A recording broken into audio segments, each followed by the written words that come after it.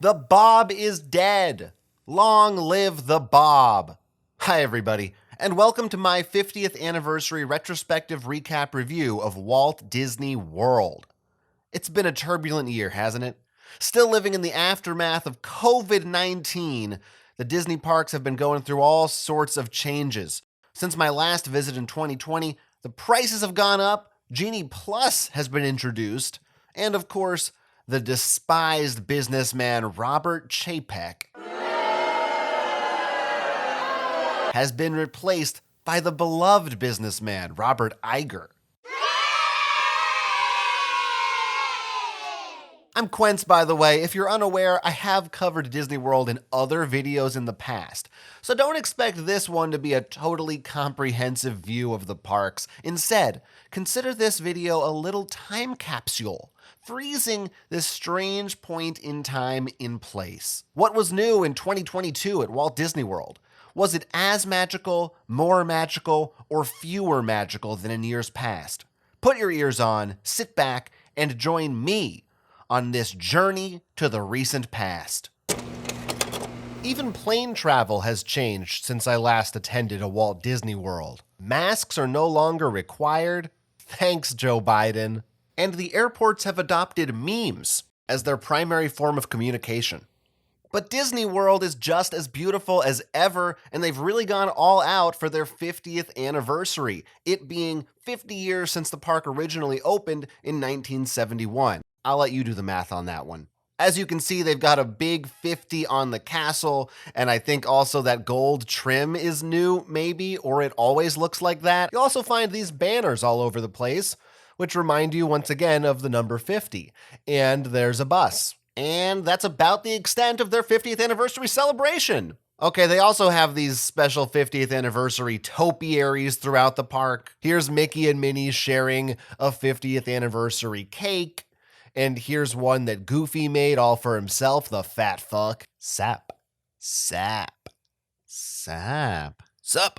You'll also run into some special 50th anniversary statues celebrating the entirety of Disney's film catalog. From Bambi to The Little Mermaid to even the ones with brown people in them. Of course, they've created special 50th anniversary merch to cover every waking part of your day. A towel for when you get out of the shower, a hoodie for when you go about your day, and a hat for when you get back in the shower again. They even made this special 50th anniversary Rubik's Cube. Adult dorks will have hours of fun with this children's toy. The cool kids will be playing with this 50th anniversary boy band Mickey doll. This would for sure be a sexual awakening of mine were I a young girl. This Mickey comes with a little stand, and I think you can hold on to your annual pass holder card or your vaccination card or your Blue Lives Matter flag. Oh, baseballs? No, thank you. I came here to see Mickey Mouse, not Mickey Mantle. Fuck. Ew, fuck. I'm a big fan of this one. It's the special 50th anniversary Walt Disney World edition of the Peterbilt Model 387 hauler, which honestly looks better than the original non-50th anniversary Peterbilt Model 387 hauler. Oh, this liquid hand soap would really bring my guest bathroom together. I just hope I have enough left over after I use it to make a bomb on the airplane. How about this beautiful deluxe golden Simba statue? That's worth $200 to you, right? Hakuna Matata! I managed not to be tempted into consuming any of these luxury 50th anniversary goods, with the exception of this beautiful 50th anniversary Coke bottle. Because my feeling is, if you're gonna be a capitalist consumer whore, you might as well not half-ass it. I stayed at the Art of Animation Hotel during this trip. It's one of my favorite and coincidentally cheapest places to stay on site. But they had some 50th anniversary celebrations of their own. Like at the cafeteria, where I got this special Mickey cupcake. Normally, you cannot find any sort of treat based around the shape or concept of Mickey Mouse. I'm telling you guys, for the 50th anniversary, they really outdid themselves. Hey, do you like Disney movies? Well, I bet you'd like them even better if you got to see the drawings made before the movies are finished. You know, when they look all shitty. I bet you didn't know that originally in The Lion King, the character of Pumbaa was meant to have Down syndrome. And the character of Car in Cars was meant to have Down syndrome. Bad news, everyone. Some bonehead at Disney, likely the maligned Bob Chapek, decided to remove the Disney Must Do program from hotel TVs starring my future wife, Stacy. Wait, first, this is the coolest thing to happen to your Walt Disney World resort experience maybe ever. As such, there's really nothing to do anymore at the hotels but sit around. That being the case, let's get to the parks. One of the biggest differences in attending Disney World now versus, say, then, is the way that you get on to the rides quickly. You used to just have to wait in line, and they keep coming up with new ways to kind of not wait in line, but you're still waiting in a different kind of a line. In the past few years, they've experimented heavily with app integration. With the Rise of Resistance ride at Galaxy's Edge, you had to reserve your spot via a virtual queue the morning of. It was a terribly inconvenient system, so of course, Disney's doubled down on it. Thanks, JPEG. Now, if you want to have a good day at the parks, you gotta spend a bunch of money on Genie Plus. The price keeps going up and fluctuating, so I don't even know what it might be by the time you're watching this video, but it enables you to reserve fast passes or lightning lanes or whatever the hell they're called now for various rides. Some rides you also have to pay an additional fee to reserve your spot for, because Avatar 2's gotta hit that $2 billion mark somehow. On the one hand, Genie Plus is a huge waste of money, and if you do purchase it, you're gonna wind up not even using it. On the other hand, if you don't get Genie Plus, you're not gonna be able to get onto any of the rides. The lines are way too long. You're gonna spend all day hanging out in queues, and you're gonna have a miserable vacation. I'm just relieved that Will Smith is no longer with us to see what they've done to his beloved Genie. Couldn't they have made the face of their shitty service some character people don't love? How about Mater Plus? Or Bob Chapek Plus. Anyway, once you get over the hurdles and get the hang of the system, there are a few brand new rides at Walt Disney World that coincidentally just happened to open right around the time of the 50th anniversary, so they can kind of lie and say, yeah, that's part of the celebration. Yeah, we meant to do that. The newest of those rides at this time is the Guardians of the Galaxy Cosmic Rewind.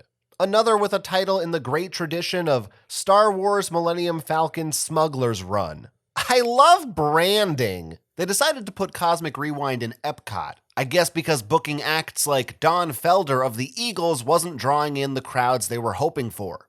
They book better acts at the one in California.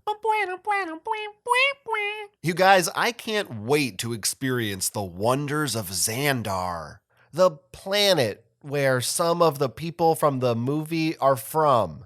Look at how beautiful it all is. This is what Epcot could actually look like now that we got rid of Bob fucking Chapek. I don't know about you guys, but I would eat the fuck out of some Xandarian Rhopalocera triclops. The mesopelagic zone is the tastiest zone. Anyway, what happens on this ride is Cruella de Vil has gained access to space travel and is scouring other planets in an effort to satiate her ever-increasing hunger for new and exotic animal pelts. Looks like talking space raccoons are on the menu this time. Fortunately, this very large man is there to thwart her evil plot. You get to fly through space, I don't know, it's all very confusing. But they played a song from the 80s that I like, so I'm pretty sure that means it's a good ride. Look how much wrestler turned actor Dave Bautista liked it. Such an interesting coaster, just with the spinning and twisting and turning. Spinning and turning. I guess the increased ticket prices really are worth it. The Xandarians were also good enough to share with us some of their treasures in the form of merch. It's futuristic and nostalgic. Now that's a contradiction me and my wallet can get behind. A lot of this merch focuses on Baby Groot, which I understand seeing as he is the Baby Yoda of the Guardians of the Galaxy franchise and all, but for me, I go in more for this Yondu light up fin and arrow, because I think I could kill a guy with it and look good while doing it. Okay, I believe that the galaxy is safe for now, so we're free to move on to the other big new attraction that is shockingly also in Epcot. And it's Remy's Ratatouille Adventure, inspired by that film about health code violations. This one takes place in a fake Paris, and it was originally in real Paris, but now it's back in a fake Paris again. I actually speak French, so allow me to help translate for you. This sign says, "Hey, we're a bunch of stuck-up assholes." And this sign says, "Hey, we're French people and we all like to drink wine and we're a bunch of stuck-up assholes." While you're here, you can stop and get a bite at the creepery and wash it down with some sophisticated fountain water. Just like the real Paris, they even have a shopping district for snobs and rich people. This arcade was very disappointing. There weren't any games in it. I mean, you'd think they'd at least have Frogger. The Ratatouille QE, that is the QE for Ratatouille, reminds us that what's really at the heart of Paris living is fine art. Fine art depictions of the Eiffel Tower, and fine art depictions of how to safely get onto theme park rides. Take your backpacks off, fuckos! Do not adjust your monitor. This is actually what the ride looks like. It's to put you in the shoes of the average French person who's drunk off their ass all the time. Overall, it's a pretty good simulation of actual French restaurants, but I'm just kinda over Ratatouille. I mean, if your Pixar movie isn't even on Criterion, what good is it? After the ride, if you're inspired to try your hand at French cuisine, you can pick up this Anyone Can Cook cookbook. The whole thing is blank, so I hope you're also inspired to make up your own recipes. If that's too much for you, you can always buy your very own Remy, who will sit on your hat on your head and give you ideas in the kitchen. I gave it a shot, but I ended up cutting my finger and writing kill the president" over and over again in my own blood. A safer bet might have been purchasing one of these remote control wearable rat friends. Fun for kids and very lonely people desperate for the touch of another. Now, I'm not sure if they still have these. You might have missed your chance to pick up one of these Remy's Ratatouille Adventure limited release pins marked with the date October 1st, 2021, of course commemorating the day that the coronavirus death total surpassed 700,000 in the United States. Also, it was Jimmy Carter's 97th birthday. Shout out Jimmy Carter. You know what's cooler than France? Outer space. That's why after a trip to the Ratatouille Adventure, if you're feeling peckish, you might want to check out another of the newest additions at Epcot, Space 220. This restaurant sends you up into outer space and spins you on a continual orbit. It's like Mission Space with a meal plan, where you can enjoy authentic outer space dishes like galactic salmon or Space Getty. Hey, you know why they call it Space 220? Is because it costs $220 a person.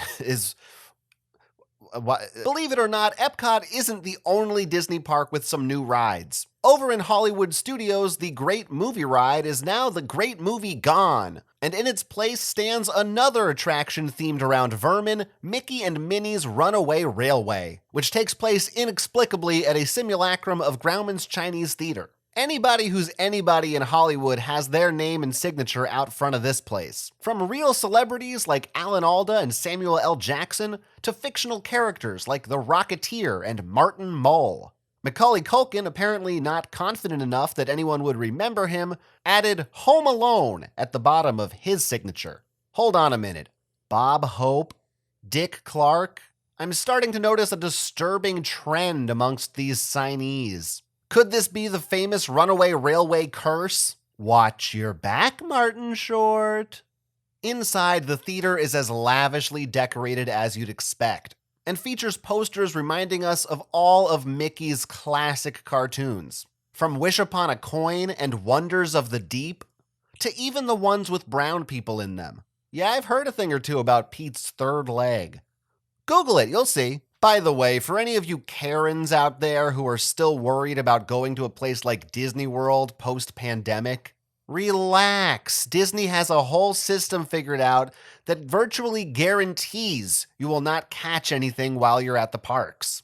People who have COVID stay on the sides, people who don't have COVID go through the middle. Anyway, Mickey and Minnie's Runaway Railway puts you on a delightful train ride through the park, culminating in a delicious picnic with your friends Mickey and Minnie. Unfortunately, notorious dumbass Goofy is your train engineer. Goofy literally breaks the fourth wall, plummeting you into a trip through hell. You get whipped around by a tornado, you go head first down a waterfall, you're forced to take ballroom dancing lessons, and it all ends with this homage to Toy Story 3 in which all of the riders are crushed to death. Gosh, fellas, that train ride sure did make me keenly aware of my own mortality. On the cheerier end, there are fun Easter eggs to find throughout the ride. Like this poster. Remember when something better was here? Yeah, I remember. Look carefully at this signpost. A hidden Mickey. And check out these fireworks. A hidden Mickey. And check out this Mickey. A hidden Mickey. And check out this Minnie. A hidden Mickey. I can't stay too mad about the Runaway Railway, though. After all, it stars the mouse himself, Mickey. And for the 50th anniversary, I'd say it's a fitting tribute to the one and only Ernest S. Marsh. Mickey being the face of Disney and all, you'd think that they'd really go all out for this ride's merch. And they did. They have this whole booth with like 12 items in it. I love this shirt because you can barely see it. I love this shirt because it's about two mice who are desperate to fuck. And I love this shirt because it's a subtle collaboration between Disney and SS Rajamouli's RRR. Oh wow, you can get Mickey dolls here. After all these years, I still find this place full of surprises. Look, that really is everything in terms of the big new attractions, but I don't know how to make a Disney video that's under 40 minutes. So I thought in honor of the 50th anniversary, it might be fun to look back at some of Disney World's less celebrated attractions, like the ones at Epcot, for instance. Like Living with the Land boat ride. One of Disney World's top places to nap, Living with the Land is an educational ride that teaches you about agriculture. If you're still watching and you haven't clicked out of the video yet, this might be the ride for you. In the beginning, there's some animatronics, some buffalo, a demonic-possessed scarecrow, but that's not why I'm living with the land. I'm here to learn, and I want it to be good and boring. Okay, so get ready. After this tractor pulls by, just hold on a second. There it is, a sprinkler. It waters them. Living with the Land features a tour of an actual working greenhouse. All your favorite fruits are here. Breadfruit, bougainvillea, vegetable fern, date palm. Sounds like a typical Friday night for me. Miracle fruit, that's beans, right? Peanut butter tree, now you're just making things up. Right here is where they keep catfish that they actually serve in the parks to restaurant customers. God damn, they look fucking delicious. Thanks to Living with the Land, I finally understand NFTs. Since the advent of TikTok, vertical farming is all the rage. But I am adamant that horizontal farming is the way to go. This is the biotechnology lab where supposedly you can sometimes see actual food scientists working. I've never seen it though, and I'm a Living with the Land super fan. I've ridden it more times than anyone else in Disney World history. Twice. And that's a shame because it really is a celebration of agriculture and international food produce, honoring crops grown around the world in different countries, from Chile and Colombia to even the ones with white people in them. What's the matter, Living with the Land not doing it for you? Maybe you're less of a land person and more of a seas person. There's a whole Finding Nemo ride here, but you never hear anyone talking about it on account of how bad it is. Right here is where they keep clownfish that they actually serve in the parks to restaurant customers. God damn, they look fucking delicious. But allow me to dream here for a moment, folks. What if there was a ride that combined the boredom of Living with the Land with the moisture of the seas? You're in luck because the Grand Fiesta Boat Tour Cruise is just a hop, skip, and a jump away over in Epcot's World Pavilion, in the Mexico section. It's not cultural appropriation because Donald Duck is canonically Mexican. For the attraction, head right. For dining, head right. For shopping, head right. For La Cava del Tequila, head right. Whatever you do, don't fucking go left! Hay más tiempo que vida. There is more time than life. Damn, shots fired, I guess. Imagine if you could say hello to all of your favorite family members and friends, even after they fucking die. In Mexico, you can! Mexicans are psychics! Yeah, I'd like to report some cultural appropriation. I think you're culturally appropriating Tim Burton. And now I'd like to culturally appropriate some merch. They have some really neat shirts and hats here that I'm sure are fine for a white person to wear. And for just $399, annual pass holders can submit the skulls of their deceased loved ones to be displayed here. The tour itself is the highlight, starring the three caballeros, Donald Duck, and the rest. The beginning of this ride goes right past this restaurant where everybody's eating, which does wonders for my exhibitionist fetish. On the other side is a volcano, which does wonders for my immolation fetish. Donald has all sorts of wacky adventures in this pyramid place. He sings and dances with mariachis, then he tries desperately to fuck these human women, but his anonymous friends explain to him why bestiality is frowned upon, and finally they cool him off with a detour through It's a Small World, which is like the opposite of an aphrodisiac. You know, I rarely go to any of Disney's stage shows on account of I figure those are there to attract morons and shorten the lines for the worthwhile attractions that smart people like me go on. But hey, it's the 50th anniversary, let's try something new. There's a Beauty and the Beast stage show in the Magic Kingdom that recreates the complete story of the movie in about 20 minutes. Little stage filled with cheaper costumes. It's okay, but it's nothing great. Not as good as the Broadway version. Be our guest for a half an hour's rest. Show is old and bad, dated and boring. Seen it all before, unless you are for look a ceiling fan. I'm trying to wean myself off of this nostalgia for millennials. Isn't there any nostalgia for Zoomers around here? Well, Hollywood Studios has a show. It's the Frozen Sing-Along Celebration. After putting in all that effort to stage Beauty and the Beast and Lion King over at Animal Kingdom, Disney executives understandably got tired. So for the Frozen Sing-Along, they just throw you in a theater and show you clips from the movie itself. Now, Anna and Elsa do come out and introduce the movie clips to you, but if you stop and think about it for half a second, you realize that makes no sense whatsoever. Please look forward to my upcoming video essay about why Frozen Ever After can sadly not be considered canon. That said, the performers did a pretty good job, and by the end of it, I totally understood why someone would pay thousands of dollars on a once-in-a-lifetime vacation to Disney World so that they could sit and watch a movie their children have seen 500 fucking times at home for free. Speaking of children, nope, stay with me now. As I was searching for some rides and attractions at Walt Disney World that I had not yet visited, I started to come up short because I am a Disney World pro and I've pretty much seen it all. I ended up having to resort to some of the younger skewed attractions, like Dumbo.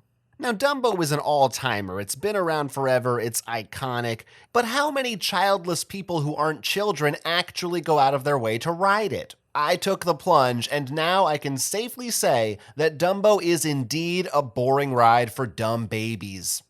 Aging things up slightly, you've got the Barnstormer, which is right next door. Because Goofy's career as a train engineer went so well, we should definitely give him the opportunity to pilot a plane, too. If nothing else, he does seem to have a lot of prior experience with animal abuse. Don't worry, Goofy is a cartoon, which means he can survive anything. He does feel pain, though. He feels so much pain. You know what they say about Goofy's big feet? Google it, you'll see. The actual Barnstormer ride is a lot like real air travel. Except the guy who does the strip search before you go on is somehow even more invasive. I felt weird about it, to be honest, but that's how they do it there. Okay, here's one that I bet very few of you have experienced for yourselves. Primarily because you don't want the FBI putting you on any kind of a list. It's the Disney Junior Play and Dance Show. All right, everybody put your hands together, make some noise, because we're going to get up and dance with some of your favorite Disney characters! All your favorites are here. Mickey Mouse, Timon, Vampirina, Doc McStuffins. Children have terrible taste. This is a 20-minute show in which characters you've never heard of or no longer remember dance around awkwardly to the best of their ability in these stiff, uncomfortable costumes. I'd say there's two reasons to attend this show if you're an adult. Number one is if you have kids, and number two is if you're on recreational drugs. And I imagine many of you are thinking that that would be a positive experience. However, for a variety of moral and ethical reasons, I cannot in good conscience endorse having children. Of course, another one of the most fun parts of visiting Disney World is trying out new restaurants. I like to try and beat my record each visit and see how much I can spend on food. Let's start with Minnie's Springtime Dine in Hollywood Studios. A character dining experience which tries to distract you from the fact that you've just paid $50 for the equivalent of cafeteria food, with Mickey Mouse sneaking up on you like a freak. Afterwards, you can enjoy some genuine old-timey photos of classic Hollywood. You know, I'm starting to notice a disturbing trend amongst the celebrities in these photos. Could this be the famous Springtime Dine curse? Watch your back, Ozzie and Harriet. To accompany my meal, I thought it only appropriate to order this special 50th anniversary drink. It's some kind of a fizzy, citrusy beverage, but it comes with this little Pluto or Goofy head, I don't know, one of those dogs. It's made of some kind of a soft, dissolvable cookie. And nobody really told me what I was supposed to do with it, but it kind of seemed like you were meant to drop it into the drink, maybe? So that's what I did. It turned out okay. I'm still not sure if that was right. Well, how about this? Did you know that there are dining options at the Disney Parks hotels, too? Yeah, and while you're eating there, you can look around and pretend like you're staying at a nicer hotel than the one you're at. Like I did at the Wilderness Lodge. The Wilderness Lodge is a rustic hotel, hearkening back to the nostalgic days of yore, when white people got away with even more shit. Like these lamps were made with the skin of actual endangered animals, and they did not use the rest of the parts for anything. Hey, check out this convenient bridge. It takes you all the way from this end of the water to that end of the water. You know, they put the water there. They're really solving a problem that they created with this bridge. You see this totem pole? It's okay. It's not cultural appropriation because Donald Duck is canonically Cherokee, and Brer Bear is canonically Brerikee. See, at the Wilderness Lodge gift shop, they've got wine and fancy cookies and shit. At Art of Animation, they've got Dasani and Skittles, and that's it. Let's enjoy this while we can and stop for dinner at the Whispering Canyon Cafe. Things can get a little rowdy here.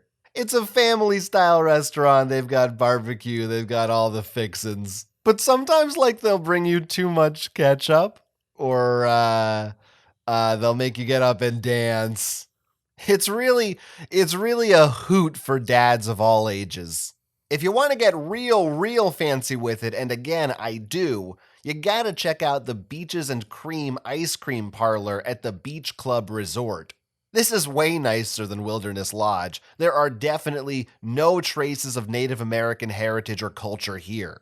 No, as you can tell by the art on the walls, this place is exclusively all about the culture of white people. In particular, my favorite white people culture, ice cream. They're famous for their kitchen sink dessert. It's a big old sink full of ice cream meant to be shared between 4, 5, or 6 people, or just one really sad person. I asked one of the waiters how many people actually managed to finish the kitchen sink when they order it, and I was surprised by his answer. He said something along the lines of, "Sir, please leave. Please, sir, please lower your voice. Sir, please, if you're not going to buy anything, you need to leave the restaurant. Please don't make me call security. Sir, you're causing a disturbance." Like I said before, I was hoping to really celebrate the 50th anniversary of Disney World during this trip. And what better way to do that with my dining experience than to dine at Cinderella's castle? Yeah, not many people know this maybe. It's kind of one of those Disney's best kept hidden secrets. But yeah, you can make a reservation to eat in the world famous Cinderella's castle at Magic Kingdom. Eating like a prince, looking down at all the fucking paupers going about their day, not eating inside of a real life castle. If you're waiting for your table to open up, the castle is located conveniently right across from Sir Mickey's, a medieval themed gift shop. You gotta watch out while you're shopping in here because there is a giant at large, and Donald is pissed about it. Never fear, Mickey's en route to slay the beast. Ho, I'm gonna fucking murder you. Ho. Oh, shopping in here is gonna do wonders for my vor fetish. Sir Mickey's has all kinds of fun medieval or fairy tale themed Disney outfits for kids. There's even one for my favorite medieval character, Buzz Lightyear. Yeah, whoever put this here fucked up. If shit like that gets you seething with rage the way it does me, you can always calm down right outside with the relaxing Cinderella fountain, inspired by both the French fairy tale and the Walt Disney film classic. Don't drink the water, but you can drink that water, but don't drink this water that's 2 feet away. Drink this water. Also, try to avoid this water. As promised, I did eventually get to go inside of Cinderella's castle to experience the magic firsthand. It's decorated with lavish stained glass windows and tapestries and coats of arms, and like a lot of conceited Disney characters, pictures of Cinderella's own face. I guess if I was pretty, I might commission artwork of myself to go around my house too. While you're here, you get the chance to meet Cinderella in person, and she's a real sweetheart. It was fantastic for me to finally be able to thank her for helping me develop my shoe fetish, specifically slippers with a vague mousy smell to them. And that's the highlight of the meal. And I mean that's the highlight of the meal because the meal is not very good. Sure, you get to eat inside of the castle, and as such, you get to use expensive goblets. But the food sucks.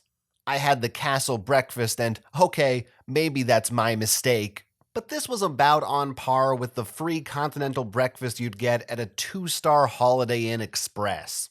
I guarantee you Cinderella does not eat this shit. On your way out, you can take a sword or a fairy wand. I took both because fuck your gender norms. Obviously, a trip to Cinderella's castle isn't the best capper for a 50th anniversary celebration, which is why I felt it necessary to revisit one of my all-time favorite rides for the last time.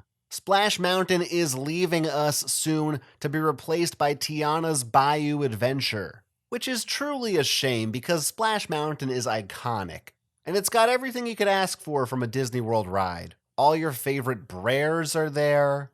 These chickens lift their dresses up. It's off-putting at night. And during my last ride, I got stuck for 5 or 6 minutes in this spot, where I got to watch this mildew-infested animatronic creak its joints painfully and pathetically. I'm telling you, you can't top perfection. Oh look, here come the Dapper Dans. Good night, Chapek. Good night, Chapek. Good night, Chapek. We're going to fire you now. I know you want more merch, and don't worry, I've got you covered, because in addition to their 50th anniversary fair, there's all sorts of new products for you to buy at Walt Disney World this year. Me personally, I always like to use my Disney trips as an excuse to buy a new set of dishware. They're gonna love me putting all this through airport security. Step aside, Galactic Snackin' Grogu. The Mandalorian is old news. I'm only interested in the newest hotness available. I'm talking about Pixar's Turning Red. Now, the obvious go-to here is furry merch, but you can also buy these angry Canadian girl dolls. Sorry. They've also got that Encanto I hear all the kids raging about.